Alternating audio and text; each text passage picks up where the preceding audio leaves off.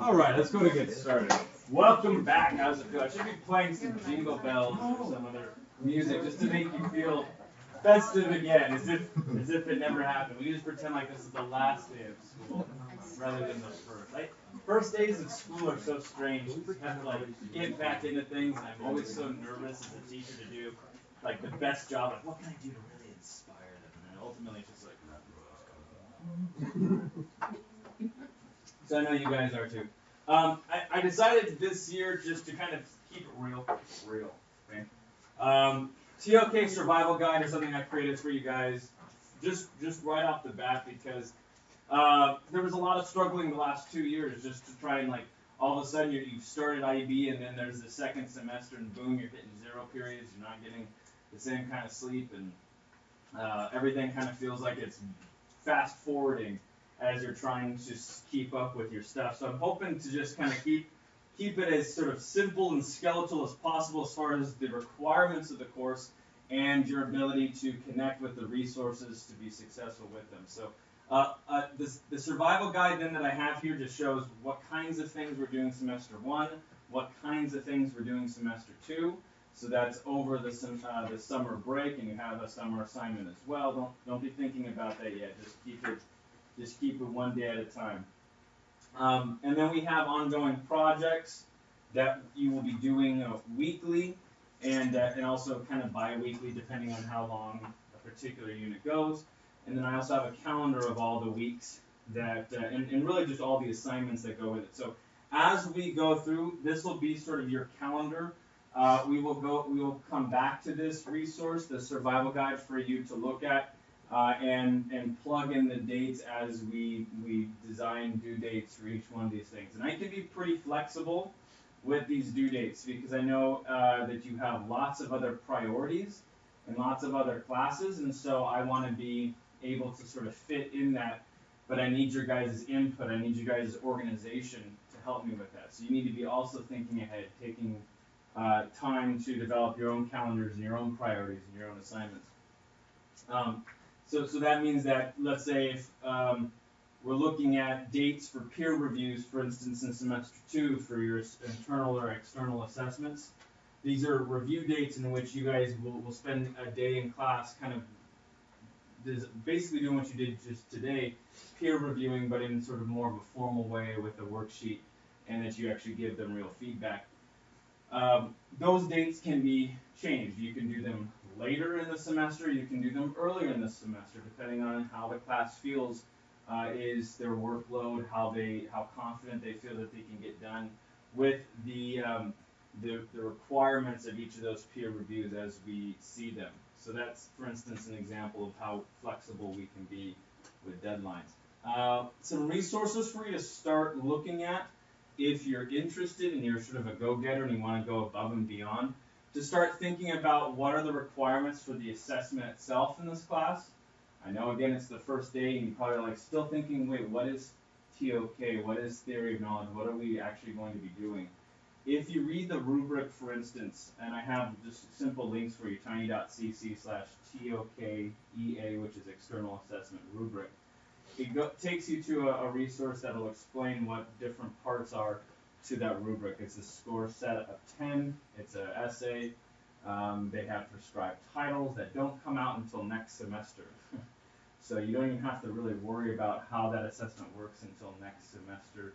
Those come out for you. There's a list of 10 of them, and you choose from those 10 prompts to write about. And then you have a whole year almost to write those things. They're not due until the following March. So lots of time, but it does go by quicker than you think. As maybe Bithya can attest, it goes by a little bit quicker, maybe not. Maybe 0 periods is like, no, slow, and no, I don't know. Maybe it was faster than I think. Any questions about this so far? Just thoughts on how this works here. I'm going to walk through what each of these assignments look like. So, like for instance, the argue it out, the philosopher portrait, etc. We'll be looking at those today.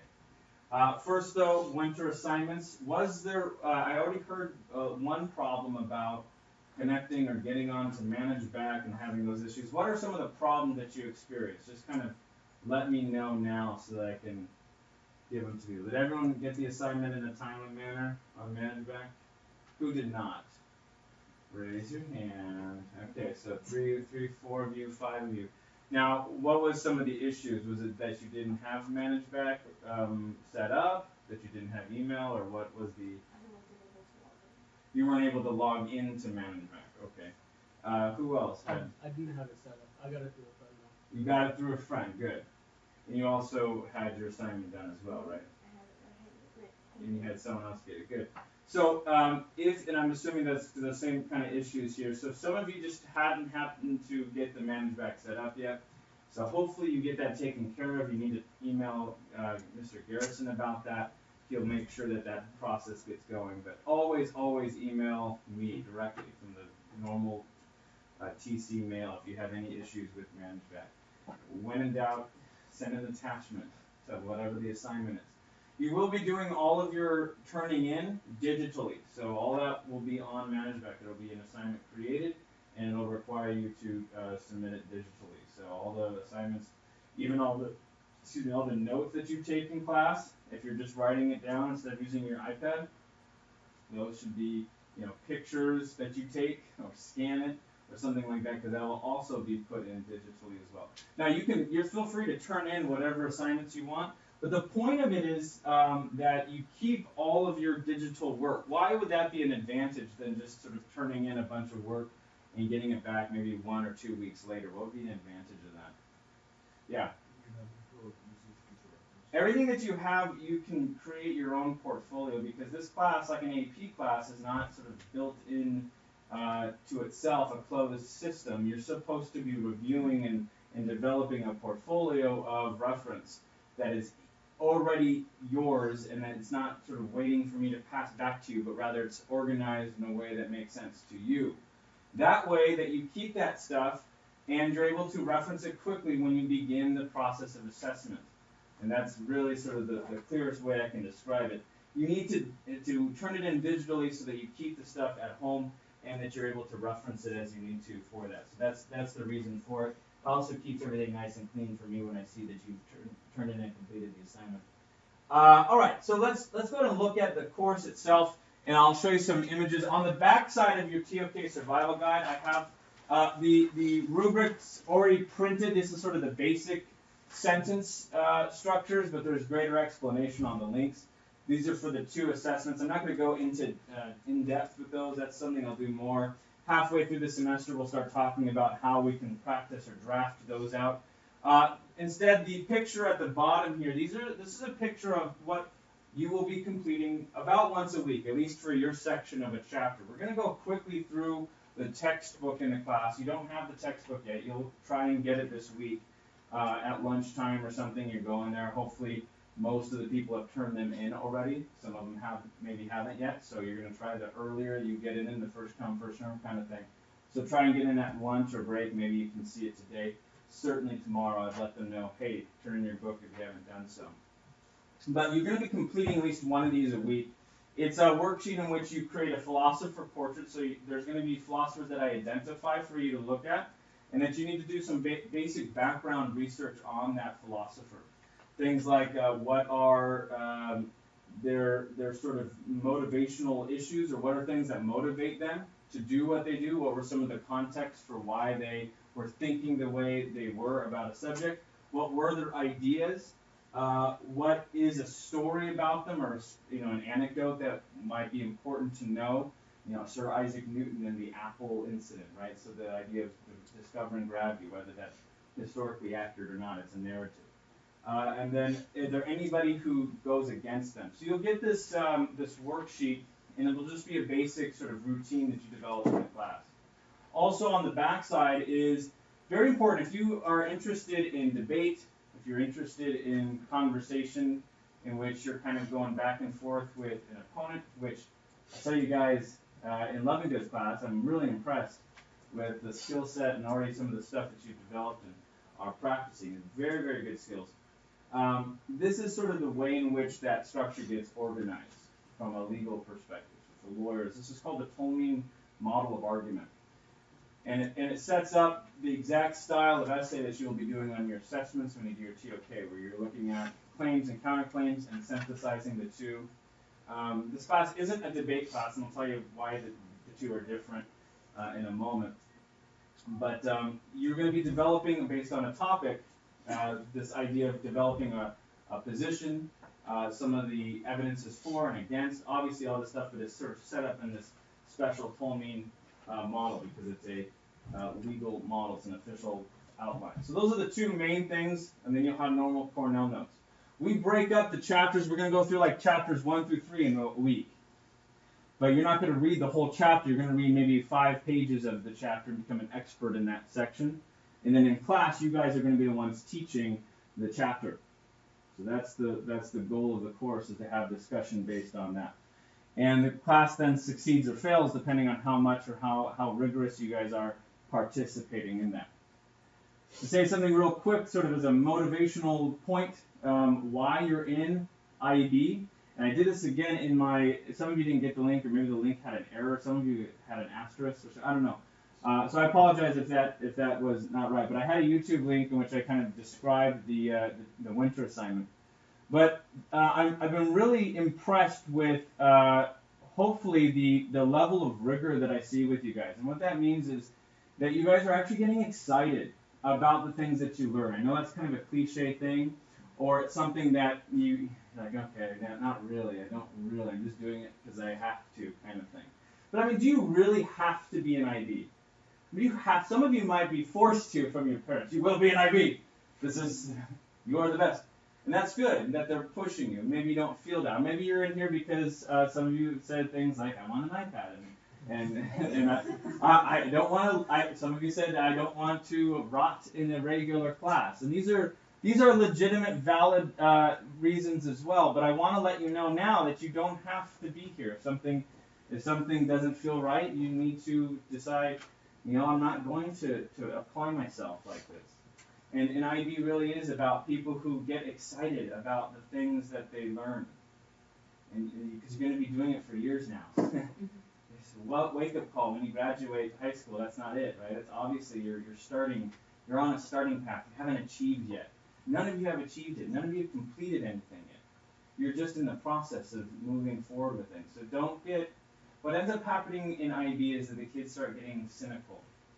They start dropping off in the sense that they start. When is this project due? Shut up, Morris. When is it due? Okay, when is it due? I'll do it the night before. I'll do it the worst possible way, but I'll get it done, okay? Jeez. And at least I'm better than anyone else in this school. Don't be comparing yourself to other people in this school. 80, 90% of the people that you interact with the same age as you aren't going to be the leaders that you're going to be. They're not going to have the same kind of life at all, or thoughts at all as you. And once you start on that path, and you get to it, and you see the highs of the intellect. I know it seems, again, cliche, like you haven't experienced it yet. Maybe you have. The highs of the intellect, to appreciate the things that you know, the things that you've learned. To say that you want to go back to talking about, I don't know, Justin Bieber now. He's not even important anymore, right? It's so flitting. It's so transient. To go back to that lifestyle, that airheadedness, is going to be harder and harder for you, because you're going to be appreciating more and more of the great things that this life has to offer. Okay, so these are things that you should be getting inspired by. Not in my class necessarily, because my class is just going to be one niche. And hopefully I can at least describe or question some of the other niches that you like and love. But you need to find a niche. You need to find something that, this is what I love. This is why I'm in IB. Whatever that is. It might take a little bit of time. And maybe you won't even appreciate it until after you're in college. And you're like, God, that was really good. I'm glad that I had that background, because now I understand why I appreciate what I do now as a college student, or as a diplomat, or wherever you're going to be, as a lawyer, as a doctor, wherever you're going to be as a leader in this world. So that's my quick little motivational thing. Inspire yourself to question your reality, and to get excited about learning maybe the answer or maybe just learning the fact that, yes, there might not be an answer to this question, but it's really fun to question it. And maybe the question just leads to more what? More questions. But this is a good thing, not a bad thing. I had an advanced English 10 student say, why do we do all these Socratic seminars? Why are we talking about these things? This is so frustrating to me, because whenever we do this, it's just like you have your view and I have my view, and he just didn't want to deal with it anymore. It just got kind of frustrating. Like there is no right what? Sometimes there's no right answer. I'm not giving you 2 + 2 = 4. I'm giving you something more complex than that. And so it can feel frustrating. I don't want you to feel frustrated. I want you to feel invigorated by the mysteries of reality. Okay, so that's, again, motivational speaking. And then checked off. All right. Let's look at where we're going today. We got maybe 40 minutes or so. No, 30 minutes. 30 minutes. We can do this. Understanding and applying questions. When I just said that each question leads to more questions, this is sort of how Plato and the Platypus starts in one of its chapters off, the idea of keep going down. You're going down and down and down. It's sort of the same all the way down. There's the same thing. There's questions all the way down. It's an infinite level of regress. But this is the start of philosophy. This is the start of knowledge, that you ask the question. So much of what we start learning is by dictation, a teacher telling you, this is the way it is. And you start learning, well, this is the way it is. But that's not how humans learn. And we're starting to find, even with child psychology and child development, instead of telling them what is and is not, you ask them the question. What should you be doing in this situation? Say my son's name, Jude. What should you be doing right now, Jude? Well, he knows. He knows to go to bed at this particular time. He knows to go to the bath at particular times. And so asking the question gives him an opportunity to take ownership of what he knows. So we'll be looking at how to understand and apply questions correctly. It's a very powerful tool. We'll look at the goals of TOK, what are some of the things we're trying to do, and then an intro to knowledge issues, develop some basic definitions and some basic modeling for understanding what TOK is supposed to be. It's a weird thing, something that you haven't ever experienced before in a class, like a formal class environment. Some weekly assignments. I already mentioned this, and I'm just going to reiterate very quickly. You'll be taking Cornell notes. So right now, if you haven't already started, you should have either your iPad out, so some sort of notepad, just taking some brief notes, quick things as I'm talking, or you should have a piece of paper out doing the same. And so that's the first sort of step for you. Let's go ahead and begin that formal process of interacting with the conversation. Now, usually you won't be doing this kind of, well, I should say there's maybe one day in which you'll have direct instruction from me, and then probably 1 or 2 days in which you guys are interacting with each other. So don't think it's just a lecture course. It's not. In fact, I'm hoping to get to the activity in a moment in which you guys will do this very thing, this questioning thing. Cornell notes, blog entries. These will be more frequent in the beginning, and then they'll sort of taper off into more when I think they're appropriate in the future. And obviously, depending on how much workload I feel like you're having, if it feels like you're overwhelmed. I'd like to think that IB students can handle writing a paragraph online on a website once a week, but that's sort of that's contingent on how well I think we're doing. What we would like to see is that you have an entry and then some type of response to somebody else's, at least one response. Any other interactions are fine, but I know your time is limited. So these blog entries will usually be you constructing a question or developing sort of a basic summary, Tolmien argument from your notes for the week. And they will happen regarding the different chapters that we discuss in class. Your argue it out will be your Tolmien argument. I'll have a topic for you the week. The topic itself isn't things that we're actually talking about in class. It's you applying the knowledge issues to a real-life situation. So we'll be constantly trying to apply what we're learning in this class to things that are sort of issues, contemporary issues. And this is one of the rubric requirements for your assessment. So after you're done, you'll have a lot of contemporary issues connected to TOK modeling that will allow you to have sort of a basic resource for when you write your essay or when you complete your PowerPoint or your presentation. I shouldn't call it a PowerPoint. It can be anything that's in a creative way. Philosopher portrait, I just mentioned that and I described it in detail, is just sort of an outline of a particular philosopher that is relevant to the chapters that you're reading. People who have changed paradigms or discovered certain models of reality or knowledge systems. They are the superstars, the NBA players of the philosophical world. That's all on your survival guide, so don't have to copy things down word for word. It's a lot. Other things that we will do in class, we will have case studies, so we'll look at, this will be in particular when we get into the human sciences, so behavioral studies, behavioral sciences, if you like psychology, we'll be looking at how humans think and why humans think the way they do.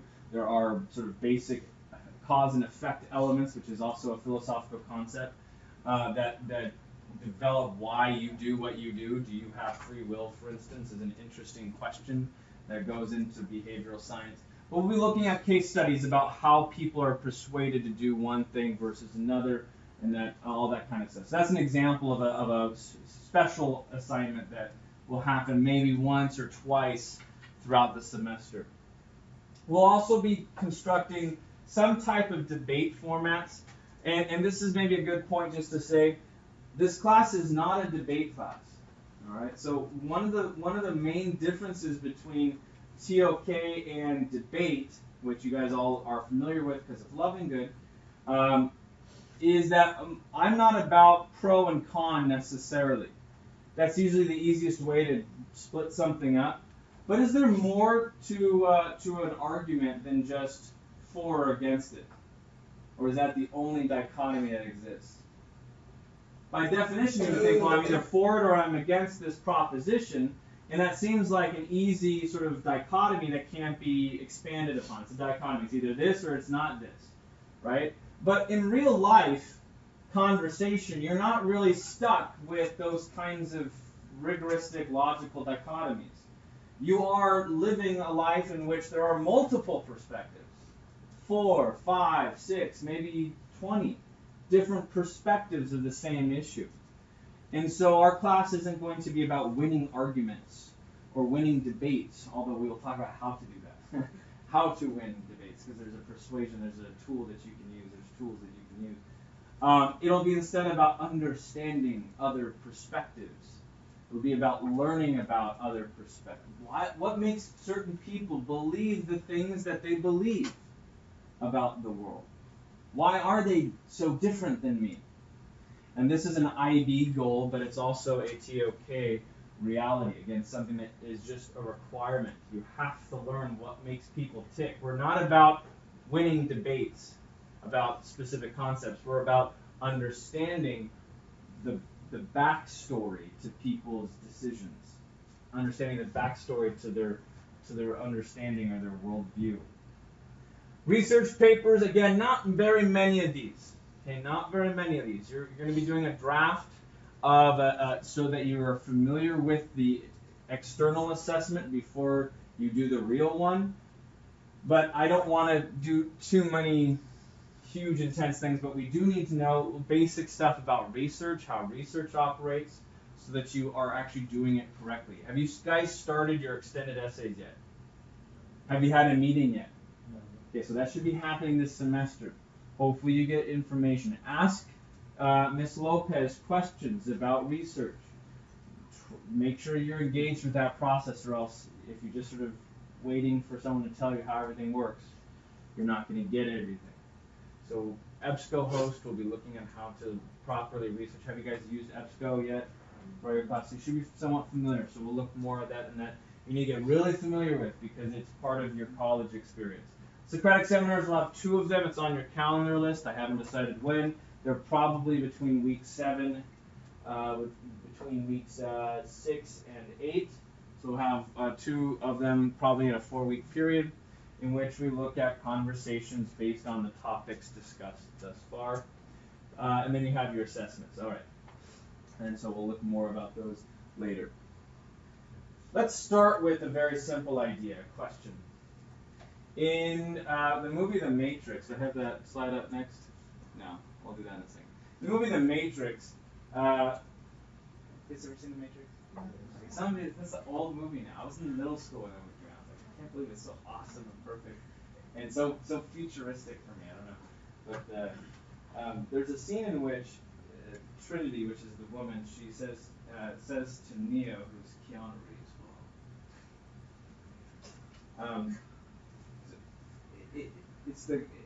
It's the question that drives you. It's the question that brought you here. You know the question as well, right? And he says, "What is the Matrix?" Right? This, the foundational question: what is the Matrix? What is the thing that is a reality around us? And of course, it goes into like the Matrix is all around you. And they talk all about this crazy, wonderful philosophical concept of whether we can even know anything at all. The world that we live in isn't just a projection or computer modeling or whatever. Very interesting concept. But the questions can be different. When you say the word question, it's sort of this broad-ranging word that means lots of different things. Look at it in these 4 different contexts. If I were to say, quick, what is the answer to question 3? Maybe it's more of like a whisper, like, shh. What's the answer? And then Lemgo says, Luis! You go, oh! Hey, sorry. I'm not a cheater. You would never do that, would you? No. People are cheating off of Luis. That's hey, get away from my face, man. Ace in this stuff. What does that imply about the nature of question 3 when you ask this question? Quick, what is the answer to question 3? How is the word question used? Some thoughts here. No wrong answer. They'll say that right now. Except, is there a wrong answer to question 3? Depends on the question. But if I were to say, quick, what is the answer to question 3? What is this implying about the nature of question 3? There's an answer. Yeah, there's an answer, right? Quick, what do I need to write here? What A, B, C, D could be a multiple choice. Are questions multiple choice? Sometimes, right? Sometimes there's either one thing or another, right? So questions can have definitive answers, yes or no? They can. Yes. Don't think that every question is so, what do you even mean by question? This is going to be a simple thing that you'll start doing as you learn the process and realize, I can ask questions everything, And then all of a sudden, nothing makes any sense. And this is one way we start questioning, is to say that nothing at all, I can't know anything, and then why do we even bother? And then you go back to my English student who's just, so, I'm just done with this. You can't learn anything, you don't know anything, there's no answers. Okay? But there are answers. Sometimes there are answers. Quick, what's the answer to question 3? Well, let's see. Right? Something like that. Now, this one here, I question your ability to teach us. You never question me. No, you can question me all you want. You can question me about everything. Now, what does that imply then? What kind of question is that? How is question being used in this sentence? I question your ability to teach us. What kind of question is this? What do you say? Doubt. Doubt. Questions are developing doubt, are allowing for reasonable doubt. What kind of language is that? Reasonable doubt. Beyond a reasonable doubt, it's like language, court language, legal language. I question your ability to teach us. It's an interrogative question. It's like an interrogation. Where were you July 5th? 5 o'clock. That's a question. It's a question about what you're able to do based on your past experiences. I question you. I'm instilling doubt. Questions are supposed to do that. They're supposed to instill doubt. Number 3 here. This food comes from questionable origins. How is that word question being used? Have you ever had food poisoning? Yes. Do you know why? Do you know why you had food poisoning? I know why. Why? The cafeteria in middle school. So, did you know when you were eating it, like, this is not tasting right? No, it was like 15 minutes later, you get the food poison headache. Ooh. I had food poisoning the first time in my life. Last year, right before like this testing, it was like all this testing and stuff. Should have stayed home, but I had never experienced. Everyone says it's horrible. I never experienced. I'm like, whatever. You throw up a little bit. Yeah. It was the worst pain I'd ever. I was like, oh, you know, like the whole time, just like, like for hours and hours. Like, oh, this is awful. I haven't done this since I was like 12. You know, with the flu.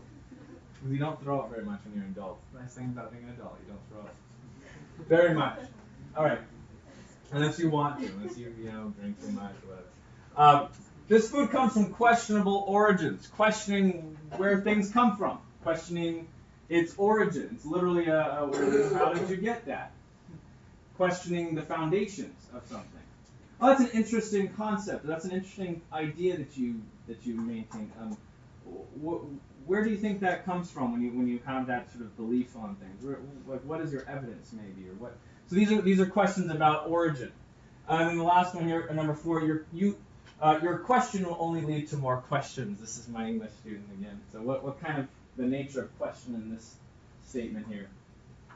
Question, yeah. Is it progression? Yeah, the questions are progressive, or progressions of continual questioning. Maybe infinite, maybe not infinite, maybe just a lot of them. Maybe 3 or 4 to get to the correct answer, but it requires several of them at once. Now, I want to give you a chance here. We got about 13 minutes or so before I want to start. Anyone seen Whose Line Is It Anyway? Very old show now. God, I'm like getting so dated here. I'm like, yeah, I'm so relevant, and I'm not. All of my experiences are completely different than yours, which is kind of cool, but kind of not. I don't know. You guys see this movie? You guys see the show? Yeah, it's still on. Anyways, it's still on. So okay, well, I didn't know that. They used to call something. It used to be called something anyway. Whose line is it anyways? Whose line is it anyway? So this is called questions only. So questions only. What I need is some people who think that they are quick on their feet with thoughts or conversation. They can do this. Maybe someone who can. Very good. You mean like questions only as like a Jeopardy? Like you... No, it's not trivia. Oh. And so if you are quick on your feet, come and stand up here. You just need 2 people here, real quick. Just real quick. Who's got this? I know Kennedy is interested in this. Brody, thank you. Thank you, Brody. No, you can't. Oh, okay, cut, Brody, I'm sorry. Brody is nothing sexual, right? Like, I don't, you know what I mean? Like, it's not a bad thing like that, right? Or no? No, not really. Okay, it's just someone who likes My Little Pony. There are still some people who are weird like that. Okay. But I just want to make sure that I'm not saying something horrible. Hey, okay, go ahead and stand up and then sit your bottom right on the desk right there. So you sit. All right, great. All right, so the point of this game is that you're only you have a scenario, and you guys are going to create this scenario for them to interact with. But the caveat here is that they're only allowed to use what? Questions. So 2 people begin a scenario in which an entire conversation is completed only with questions. Never answer the question. It's always asking a question back. All right, so what I'm trying to get at is that you actually have a real conversation, but you do so only with questions. Very hard to do, especially when you're going to be like, what? What do you mean? You're not gonna... So try and be actually having a real conversation. It'll start kind of weird, and then we'll get better at it. What is a scenario in which these 2 can talk? Throw out a scene. Throw out a thing that's happening between 2 people. July 5th at 5 o'clock. What's that? And, I'm just kidding. okay, I don't know. If it's something. Trapped in a stuck elevator. Trapped in an elevator. I like that. Okay, so trapped in an elevator. I was gonna say trapped in a gas chamber. Oh. Trapped in a gas. That escalated. Trapped in the elevator. Like, oh, why is this elevator? You're like, oh my god, no! Gas chamber. No gas chamber. All right, stuck in an elevator. We'll do that one. Okay, so ready? I'll be the elevator here.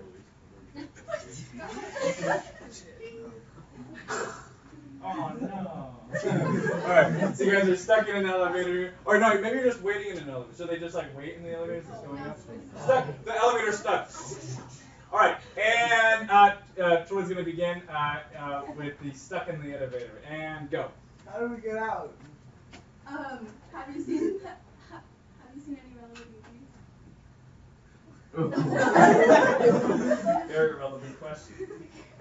Are any movies really relevant to this situation? Have you seen Double?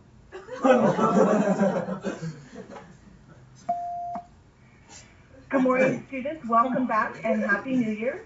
This is just a reminder to head out to the outside theater to take a look at where your new first period class will be. When you get to your first period class, your teacher will have your updated schedule. Have a great day and welcome back. Have you seen Devil? Go. Have I seen devil? Do you believe in demons?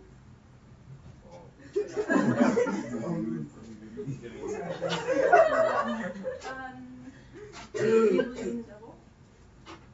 It depends on your definition of devil. Do you believe that you can be in the elevator with us? Wait, I didn't even ask. That's a very yeah, you're out. All right. I need someone else. No. Kids, you got yeah, no, we can do it. Does someone else want to jump in? No, I was kidding. You're He's fine. good. He's good. Go out there. No, I was kidding. No, you stay there. Let's stay away from demons. That's really weird. Okay, so like if you're stuck in an elevator with somebody and like, do you believe in God? Is that the first thing they ask? Do you believe in demons? Let's talk about demonology. You're like, I am a witch in the fifth order. Oh, is that what it is? Yeah. Oh, okay. I'm scared of getting possessed. But Oh, I see. I hear you you. didn't have to say it was relevant. I can ask No, you're right. You can ask whatever question you want. All right, new scenario. I'm gonna do this scenario right now. Oh God. Say again. They just crashed. Okay, you just crashed your car. I like that one. Car accident. All right, so ready? I'm gonna be the car Are they in accident. the Ready? car together, or has she like rear-ended him? She's a good driver. Come on. Yeah. Women are good drivers. I'm not stereotyping. So he's sort of I don't know, fender bender or something like that. Ready? Here's the car guy. Oh no! And then they get out of the car and scene. Why'd you crash into me? Why did you hit my car? Why did I not hit your car? Why were you that close to me?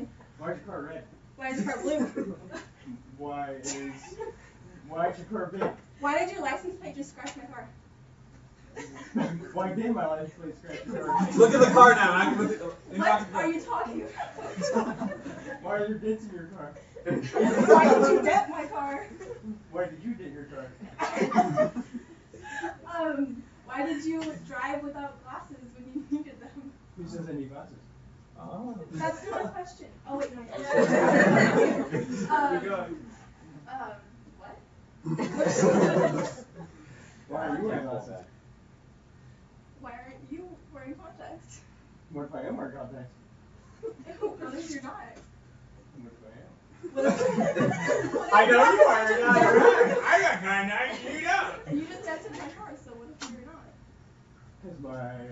No, that's No. not a question. You started a statement too. I know. So, real quick, this one was a good example because you guys were really good at questioning here. No, And- he was just using my No, I know. But that was part of it. Is that if you start noticing you're trying to just sort of repeat the question that you just heard back to the person. I think that's a very interesting thing. It's cheating. It is cheating. It is cheating. But that's a cheating thing that happens in debate too. Because you're saying something like, well, what do you mean by that? Or like, well, how about you? Like, why don't you know something? Like, no, I'm asking you. Your thing first.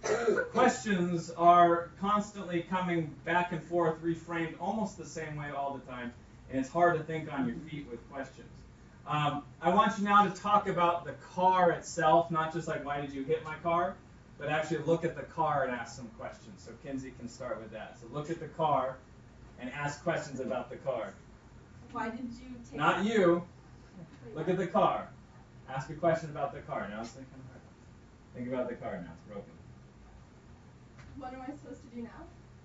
Okay. Is that better? What am I supposed to do now? How are there 4 dents? There you go.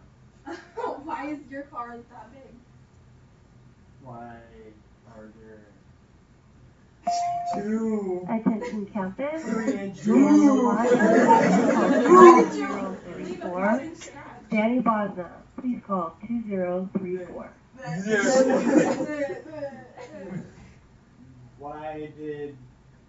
Why did my car put scratches into your car? Why is your tire so large that I took off my mirror?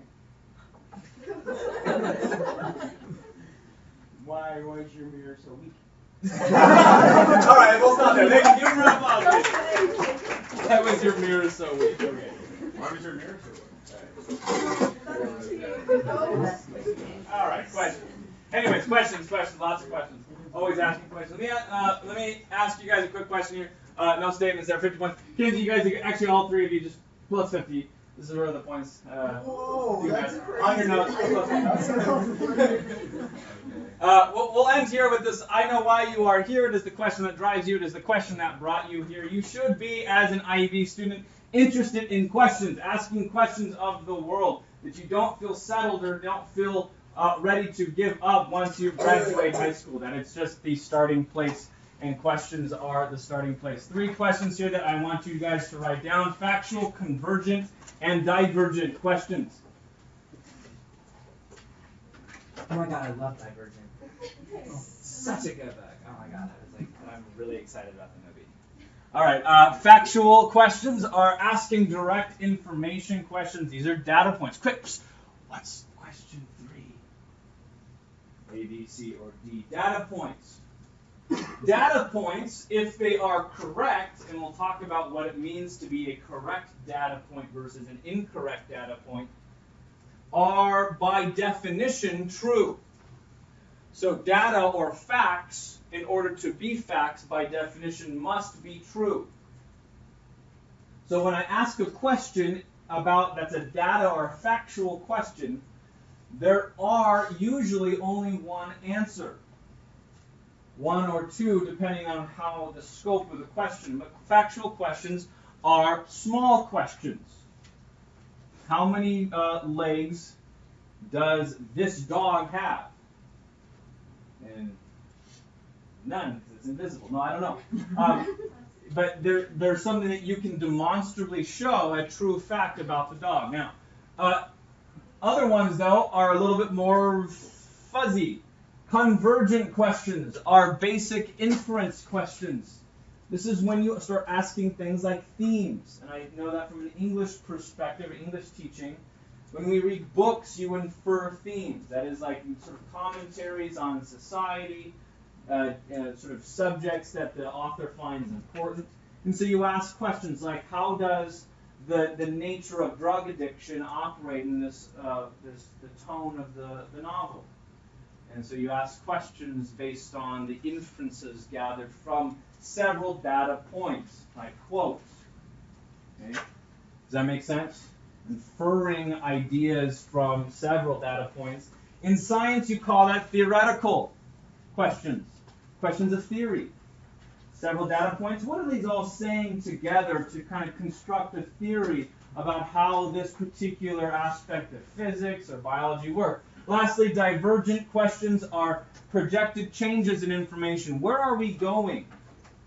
I see that this is the data showing to this point. If I were to continue the graph, what would it Happy be? New Year. And this is When you divergent get questions or please questions go of changes. to the What if this outside happened? of If I did this, gym, then what's going to happen as a the little result? stage facing Okay. the theater, you will find your first Evaluative period class number. questions are Go to your all first sorts of class, meta-analysis and you will where get you scheduled for the compare, next semester. once you get to the theories, Go to the wall, you then take compare the the theories. theater, get your first So it's like period the class theories, number. the question Go to your first period inception. class, You and you go will get your deeper schedule for down the second the rabbit hole or semester. down the Thank dream. you. You set up the data points to theories, you take those theories, then and compare the theories. And at that point you have evaluative questions, in which you're evaluating theories. Most of us, unfortunately, start here with our things because so much of the thinking has been done for us. Are you Republican or are you Democrat? As if it were a dichotomy of two things, Republican or not Republican. It's not. It's two different ideas, right? And we sort of assess that evaluative question in this meta level without actually looking at the facts. Well, maybe I'm neither. Maybe if I actually go back to the facts, I might find that I'm not in any one of those theoretical frameworks. Maybe I'm someone different, some other thought on these ideas. So this is an example of when we look backward through the questioning cycle, I don't take things at face value anymore. Combinations of several questions related together usually create your research prompts. When you take factual questions, connect them with theoretical or evaluative questions. Tomorrow we'll start with a discussion on your winter assignment. You've read someone else's work what I'm asking you to be prepared to answer just tomorrow, so this is the only thing you need to think about. I'll set up your reading schedule and stuff once I know that you have your book. Try and get your book today. Bring it in tomorrow. If you don't get your book by the end of the week, you'll have your extended time, whatever. We'll get on the right footing, but try and get it done earlier rather than later. But I want you to look at how do you see all the philosophy terms that you guys identified in the book interacting with each other in this course? So how is ethics related to history, for instance? So kind of think about a very specific example from your essay that you can share in the class, or at least with a group of people. Number 2, what idea is the most vital in understanding the rest of the book? If there was one thing that you'd want someone else to know about this book, what would it be? 2 very simple questions. How are 2 concepts interacting, and what is the most important thing in the book that you would share with someone? All right? Make sure you have those 2 things thought about, that you're able to share with them tomorrow. Bring in these physical copies tomorrow, and then you'll be turning them in physical copies tomorrow. If you want to go ahead and revise whatever someone wrote down for you and fix that, reprint it out, that'd probably be even better. Or if you want to update what you turned in to manage back, that would be really nice as well if you want to revise the work before we see it. Excuse me, not tomorrow, on Thursday, right? Because tomorrow is late start. So don't come on late start, that's just torture, okay? Wednesday we're not meeting. Thursday and Friday this week. So Thursday is what we're doing our winter assignment discussion. You guys have been really good participants. Thank you, thinkers. Okay.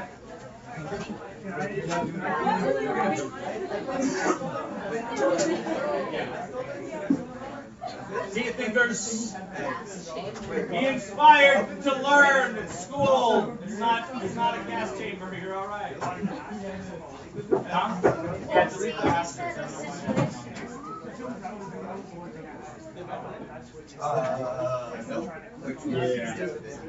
Yeah, so just deleting the asterisk. I don't know what happened. I had like a typo or something.